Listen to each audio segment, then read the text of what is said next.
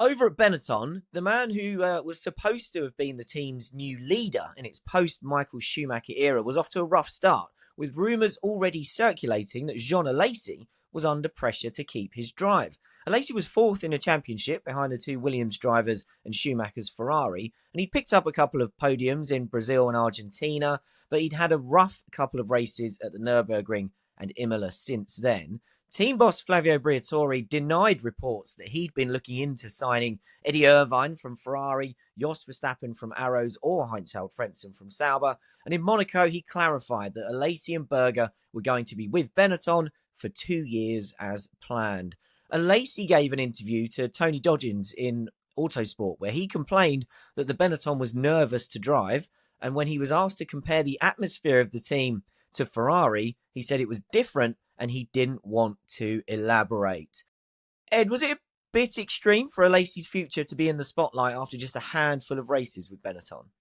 Not entirely, because Schumacher had gone. They had a car that they felt could still win the championship. Schumacher himself felt he probably could have won the championship in the 96 car had he stayed on, but his concern was the longer term at Benetton. He wanted to build something at Ferrari. So, of course, Schumacher had this style, had this capacity to deal with a car that was super pointy, and then he could control that, get the car rotated, didn't then have moments mid-corner, absolutely brilliant. I remember Johnny Herbert, who was his teammate in 95, saying he had the ability to have kind of a car that felt like it sort of turned in on ball bearings, but he could calculate how to control it through the corner. And that's always going to be quicker. Yet even Alesi, a driver with this great reputation for car control, struggled with that. He talked about the fact that in qualifying that it had a bit of understeer on turn and then it was a bit all over the place. But I think that was kind of induced understeer because he wanted to settle the car down a little bit compared to that extreme that Schumacher wanted. So they had a car that really only Schumacher could deal with because he had this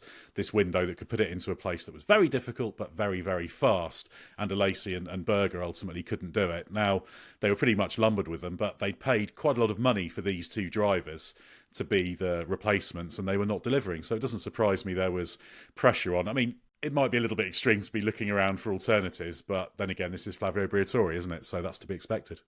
Briatore compared changing driver lineups to getting together with a new girlfriend when you leave your wife. Of course he did.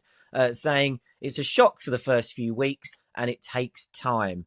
In a more F1 focused explanation, Ross Brawn said at the time it seemed Benetton's new lineup of Alesi and Gerhard Berger wanted something a bit different to what we're used to. He said it was up to the team to try to satisfy that without overreacting, and he was optimistic it would be one of those situations where suddenly we'll be quick and wondering what all the fuss was about. Alesi and Briatore have both spoken about their time together in recent years, actually, although neither did it particularly extensively or glowingly. Alesi told F1's Beyond the Grid podcast that he and Briatore clashed a lot, although he claimed that was a good experience for him. And Flavio said that he had always liked Alesi, and he hoped that the Benetton environment would put him under less pressure than he felt at Ferrari. But Flavio added, I made a mistake. Super driver, super guy, but he was not performing like I believed, and the car was very good at the time. Matt, were you surprised that Alesi didn't mesh well with Benetton under Flavio's leadership? Well, look, I love Jean Alesi, and as you've said, Ed, he was super talented. But if I'm honest, I think I'm going to have to say this. He didn't mesh well anywhere, really. I mean, I know he scored a Grand Prix win for Ferrari in Montreal in 1995, amazingly popular win, and I was delighted for him when he did so. But he should have won more, many more, given his, truly wondrous talent. But why didn't he? Well, although he was by no means stupid, he wasn't a deep thinker, and that is a different thing. He wasn't stupid, but he wasn't a deep thinker, and he wasn't politically adept. Now, his teammate at Benetton at that time, Gerhard Berger, was both. He was a deep thinker, and he was politically adept. And we saw exactly the same thing happen 10 years later at Renault, in other words, the same team by a different name, also under Flavio Briatore's leadership. Giancarlo Fisichella was super talented, but not a deep thinker and not political, just like Jean Alesi had been 10 years before. And Fisichella's teammate was Fernando Alonso, who was, yes, certainly mega talented, but also a deep thinker and very political. And as a result, over the 2 seasons, 2005 and 2006, Giancarlo won 2 Grand Prix, which was nice for him, but Fernando won 14 and 2 World Championships. Look, I'm not criticising either Berger or Alonso, by the way. On the contrary, I'm praising them. It's just one of those things. There's drivers like Fisichella and Alesi that are frustrating ultimately because they're as talented as anyone ever has been that sat in a Formula One car, but the results didn't come at the end of the career as it really should have done for both of them. We'll stick with Benetton as during the Monaco weekend, something else very significant happened that Briatore was unaware of at the time, because this weekend was when Ferrari first sounded out Ross Brawn about following Schumacher over from Benetton. Brawn was frustrated at Benetton in 96 as he'd been promised a restructuring of the team was going to take place to give him more responsibility for how it was run, but Briatore wasn't implementing it. So when Schumacher's manager, Willy Weber, contacted Brawn and asked if he would be interested in meeting with Ferrari boss Jean Todt, Ross agreed and the discussions began in Monaco. Ed, do you think Ross would have stayed if he was given the power and control he wanted at Benetton? I'd be very surprised. I'd have thought that the allure of Ferrari and what he found, I mean, let's say he had the power he wanted at Benetton, but then Ferrari came calling. He pays Maranello a visit. He said when he first went there, there's a quote in what Total Competition, the book he did with Adam Parver. He said, I just walked around Maranello and couldn't believe they didn't win every single championship. So I'd be staggered if Ferrari didn't turn his head regardless of what was going on at Benetton. And also, I don't think he was going to get what he wanted at Benetton. He was seen as a Tom Walkinshaw man. Obviously, he'd worked with TWR in Jaguar. It was Walkinshaw who brought him in. And obviously, Walkinshaw had then moved on. So I suspect not only would he have gone, even if he did have that power, I'm not sure there was a route for him to get the level of authority he wanted. And there wasn't a chance for him to kind of step up within Benetton. Whereas someone like Pat Simmons, who was also there, he did speak to Ferrari as well, but he was able to turn down Ferrari and not pursue that opportunity because he did ultimately move up to a technical director role. So there was a way to gain for him, and he had a longer history as well with that team back to the Tolman days. So I think every day of the week, Brawn is going to go to Ferrari, regardless of what's happening. Short of him being given a major stake in Benetton and having to stay there, I think he'd have gone. It's interesting the quote you just reported there of him saying when he walked around Maranello, he couldn't believe that they didn't win all the time. That is exactly word for word what Jenson Button said when he arrived one late Friday evening. We invited him to Woking, obviously when I was a McLaren man, to have a look around, and we did it on a Friday night to make sure that people couldn't see him.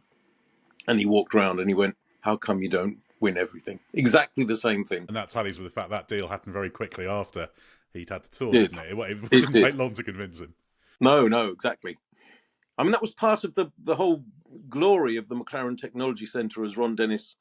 See, you're quite right, Glenn. We are going off piece. I'll be quick. But but Ron Dennis designed a cathedral to motor racing, not only for functional reasons, but absolutely as a sales tool. Absolutely as a sales tool for sponsors, engineers, and drivers. And it worked. People walked round and went, I can't believe we're not going to... Yeah, we're going to win. I better join.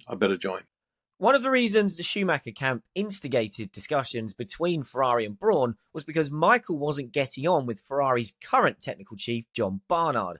Years later, in James Allen's book about Schumacher called The Edge of Greatness, Brawn said Michael was frustrated that he couldn't see any planning or foresight at Ferrari, and he couldn't see what steps were being taken to put the team on the right track. He felt Benetton had been much better at that, hence he wanted Brawn to come over to sort Ferrari out. Barnard said in his biography, The Perfect Car, that he found Schumacher incredibly hard to work with and that he felt from the moment Schumacher arrived, we were all working for Schumacher, which John didn't like. Ferrari boss Jean Todt could sense this wasn't working, so he visited Barnard at John's UK base to ask him to work for Maranello. And when Barnard said no because he wanted to stay close to his family, Todt said he wasn't surprised. So Todt then asked Barnard for his thoughts on who should replace him. What a brilliant conversation. And Todt suggested Brawn, and Barnard agreed. while adding that Ferrari should get designer Rory Byrne from Benetton as well. Barnard said in his book, "It was logical and I couldn't say anything against it." Matt, was this handled surprisingly pragmatically by everyone involved? I think you could probably say it was, yes, surprisingly pragmatically. But why was that? Drivers like Michael Schumacher come along only once in a blue moon, and John Todt was shrewd enough to realise that. And he also realised that he would have to cede power in the team to Michael, even though people called him Napoleon because he was a short Frenchman with a power issue. Nonetheless, he realised that he would have to cede some of that power in the team to Michael. A bit like a very different character Ken Tyrrell did with Jackie Stewart a quarter of a century before.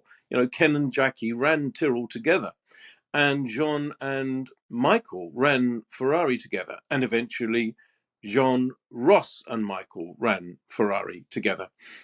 And that triumvirate, plus Ross Brawn's design genius, dominated Formula One for half a decade. So, yeah, I think everyone at Maranello saw that Michael had to be given exactly what he wanted. Even John Barnard saw that, and he didn't want to live in Italy. And if Michael hadn't got exactly what he wanted, he wouldn't have stayed. Ron Dennis was already sniffing around Michael, and Mercedes would love Ron to have been able to nick Michael off Ferrari. So Michael held all the cards at Ferrari at that time, and he had to be given exactly what he wanted, and he was.